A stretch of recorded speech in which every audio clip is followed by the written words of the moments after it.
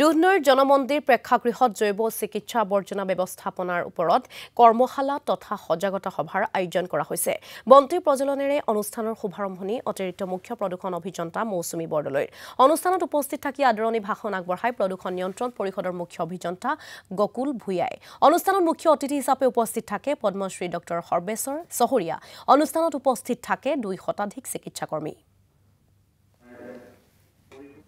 Medical ওয়েস্টৰ যেনেকৈ management কৰিবৰ কাৰণে বিভিন্ন ষ্টেক হোল্ডাৰ এপ্ৰ'চ কেনেকুৱা হ'ব লাগে তাৰ ওপৰতে মুখ্যতঃ আমি গুৰুত্ব আৰোপ কৰি পেলাই এই অঞ্চলত মোটামুটি ধৰক 100ৰ ওচৰত হস্পিটেল ডায়েগনষ্টিক চেণ্টাৰ আৰু ক্লিনিক অৱস্থিত হৈ আছে। এইটো আমাৰ যিটো এই অঞ্চলৰ যিটো regional office south bank regional office pollution control বৰ্ডৰ আণ্ডাৰৰ জুৰিডিকশ্যনত পৰে।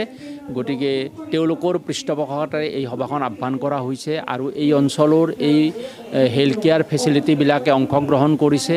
আজি আমাৰ ইয়াত যিবিলাক হেল্থ কেয়াৰ ফেচিলিটিৰ পৰা অলমষ্ট 125টা মানে অংশগ্ৰহণ কৰিছে।